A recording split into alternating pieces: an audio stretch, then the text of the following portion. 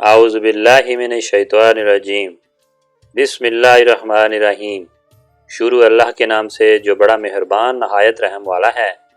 अस्सलाम वालेकुम वरहमतुल्लाहि वबरकातुहू। प्यारे नाजरीन, अगर आप हमारे चैनल पर फर्स्ट टाइम आए हैं या हमारा चैनल सब्सक्राइब नहीं किया हुआ तो हम आपसे तहे दिल से रिक्वेस्ट करते हैं कि चैनल को सब्सक्राइब कर दीजिए ताकि तमाम वीडियो का नोटिफिकेशन सबसे पहले आप तक पहुंच सके। ताइफ का वाक़या। साथ ही हज़ूर अकरम सल्लल्लाहु अलैहि वसल्लम ने ऐलान फरमाया, जिस शख्स ने किसी मुशरिक को कत्ल किया है इसके हथियार वगैरह इसी के होंगे। हनैन के मैदान से शिकस्त खाकर बनी हवाज़न के कुछ लोग उतास के मुकाम पर पहुंच गए। उन्होंने वहां डेरे डाल दिए। हज़रत सल्लल्लाहु अलैहि वसल्लम ने हज़रत अबू आमर अशरी रज़ी अल्लाह तआला अन्हु को एक दस्ता देकर इनकी तरफ रवाना फरमाया और ख़ुद अपने खैमे में तशरीफ़ ले आए। हज़रत आज़ाद बिन उमरू रज़ी अल्लाह तआला अन्हु से रवायत है कि ग़ज़वा हनैन में मेरी पेशानी में एक तीर आ लगा। खून बहकर मेरे सीने पर गिरने लगा। नबी करीम सल्लल्लाहु अलैहि वसल्लम ने अपना दस्ते मुबारक मेरी पेशानी से पीठ तक फेरा। ख़ुद खून इसी वक्त बंद हो गया और मेरे लिए दुआ फरमाई। आप सल्लल्लाहु अलैहि वसल्लम के हाथ का निशान मेरी पेशानी पर बाकी रह गया। हज़रत खालिद बिन वलीद रज़ी अल्लाह तआला अन्हु भी इस जंग में ज़ख्मी हुए थे। हज़रत सल्लल्लाहु अलैहि वसल्लम ने अपना लाब दहन इनके ज़ख्म पर लगाया। वो फरमाते हैं कि तकलीफ़ इसी वक्त जाती रही। हनैन में मुशरिकों की शिकस्त के बाद बहुत से लोग मुसलमान हो गए। वो जान गए थे कि रसूलुल्लाह सल्लल्लाहु अलैहि वसल्लम को अल्लाह ताला की मदद हासिल है। फिर आप सल्लल्लाहु अलैहि वसल्लम ने हुक्म फरमाया, तमाम कैदी और माल गनीमत एक जगह जमा कर दिया जाए। जब ये माल और कैदी जमा हो गए तो आप सल्लल्लाहु अलैहि वसल्लम ने ये सब कुछ जारफाना के मकाम पर भिजवा दिया। ग़ज़वा ताइफ से वापसी तक ये सारा सामान वहीं रहा, यानी इसके बाद मुसलमानों में तकसीम हुआ। फिर हज़रत सल्लल्लाहु अलैहि वसल्लम को मालूम हुआ कि बनी हवाज़न और इसका सरदार मालिक बिन औफ शिकस्त खाने के बाद ताइफ पहुंच गए हैं। ताइफ इस वक्त भी एक बहुत बड़ा शहर था। इन लोगों ने वहां एक किला में पनाह ले रखी थी। ये इत्तला मिलने के बाद हजूर सल्लल्लाहु अलैहि वसल्लम की तरफ रवाना हुए। आपने हर अव्वल दस्ता पहले रवाना फरमाया। इस दस्ते का सलार हज़रत खालिद बिन वलीद रज़ी अल्लाह तआला अन्हु को मुकर्रर फरमाया। आखिर ये लश्कर ताइफ पहुंच गया और इस किले के पास जा ठहरा जिसमें मालिक बिन औफ और इसका बच्चा कच्चा लश्कर पनाह लिए हुआ था। मुशरिकों ने जो ही इस्लाम लश्कर को देखा उन्होंने किले पर ज़बरदस्त तीरंदाजी की। इन तीरों से बहुत से मुसलमान ज़ख्मी हो गए। एक तीर हज़रत अबू सुफियान बिन हरब रज़ी अल्लाह तआला अन्हु की आँख में लगा। इनकी आँख बाहर निकल आई। ये अपनी आँख हथेली पर रखे हज़रत सल्लल्लाहु अलैहि वसल्लम की खिदमत में आए और अर्ज़ किया, अल्लाह के रसूल, मेरी ये आँख अल्लाह के रास्ते में जाती रही। हज़रत सल्लल्लाहु अलैहि वसल्लम ने इरशाद फरमाया, अगर तुम चाहो तो मैं दुआ करूँगा और तुम्हारी ये आँख वापस अपनी जगह पर ठीक हो जाएगी। अगर आँख ना चाहो तो फिर बदले में जन्नत मिलेगी। इस पर उन्होंने फरमाया, मुझे तो जन्नत ही अजीज़ हैं। ये कहा और आँख फेंक दी। ग़ज़वा ताइफ में जो लोग तीरों से ज़ख्मी हुए थे इनमें से 12 आदमी शहादत पा गए। आखिर हज़रत सल्लल्लाहु अलैहि वसल्लम किले के पास से हटकर इसी जगह आ गए जहां अब मस्जिद ताइफ है। किले का मुहासरा जारी रहा था। हज़रत खालिद बिन वलीद रज़ी अल्लाह तआला अन्हु लश्कर से आगे निकलकर आगे बढ़े और पुकारे, कोई है जो मेरे मुकाबले में आए। इनकी ललकार के जवाब में कोई मुकाबले के लिए न आया। किले के ऊपर से अबील ने कहा, हम में से कोई शख्स भी किले से उतरकर तुम्हारे पास नहीं आएगा। हम किला बंद रहेंगे। हमारे पास खाने पीने का इतना सामान है कि हमें बरसों काफ़ी हो सकते हैं। जब तक हमारा गला ख़त्म नहीं होगा हम बाहर नहीं आएंगे। تم اس وقت تک ٹھہر سکتے ہو تو ٹھہرے رہو۔ محاصرے کو جب کئی دن گزر گئے تو حضرت عمر رضی اللہ تعالیٰ عنہ نے حضرت صلی اللہ علیہ وسلم سے پوچھا، آپ طائف والوں پر فیصلہ کن حملہ کیوں نہیں فرما رہے؟ اس کے جواب میں حضرت صلی اللہ علیہ وسلم نے ارشاد فرمایا، ابھی مجھے طائف والوں کے خلاف کارروائی کرنے کا حکم نہیں ملا۔ میرا خیال ہے کہ ہم اس وقت اس شہر کو فتح نہیں کریں گے۔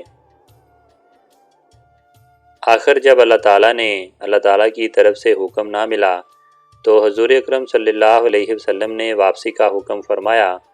لوگوں کو فتح کے بغیر واپس جانا اچھا نہ لگا۔ حضرت صلی اللہ علیہ وسلم نے ان کی ناگواری بھانپ لی، چنانچہ فرمایا، اچھا تو پھر حملے کی تیاری کرو۔ لوگوں نے فوراً حملے کی تیاری کی اور قلعہ پر دعویٰ بول دیا۔ اس طرح بہت سے مسلمان زخمی ہو گئے۔ اس کے بعد آپ نے پھر اعلان فرمایا، اب ہم انشاءاللہ روانہ ہو رہے ہیں۔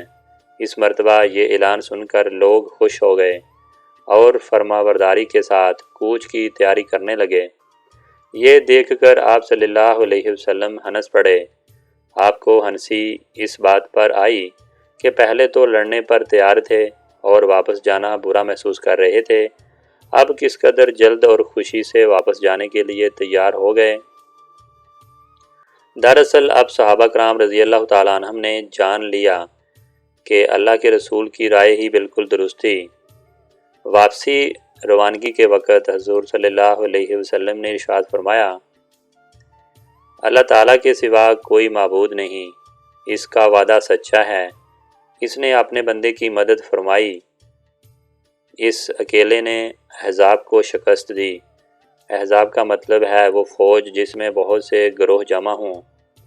کچھ آگے بڑھنے پر آپ صلی اللہ علیہ وسلم نے فرمایا، ہم لوٹنے والے ہیں، توبہ کرنے والے ہیں اور عبادت کرنے والے ہیں، اپنے پروردگار کی اور اس کی تعریفیں بیان کرتے ہیں۔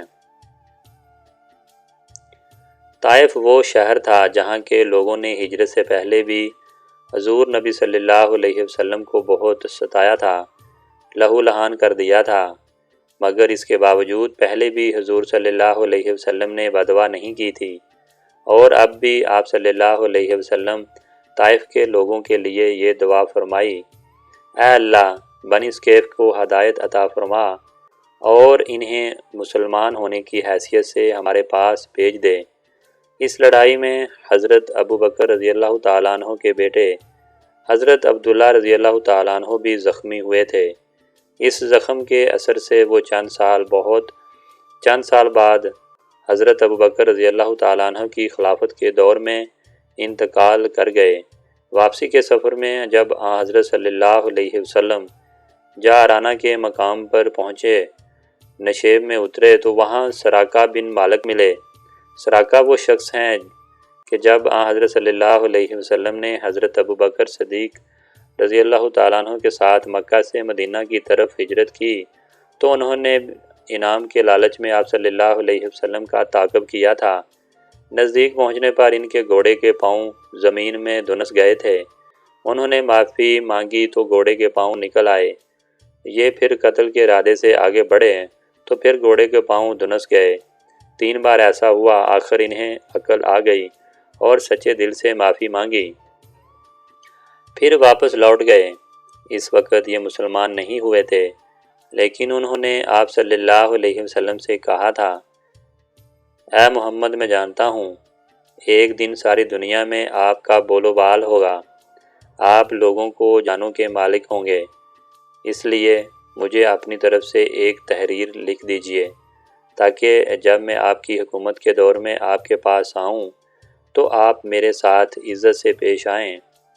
ان کی درخواست پر آپ صلی اللہ علیہ وسلم نے حضرت ابو بکر صدیق رضی اللہ تعالیٰ عنہ یا ان کے غلام عامر بن ابی فہیرہ رضی اللہ تعالیٰ عنہ سے تحریر لکھوا کر انہیں دے دی تھی۔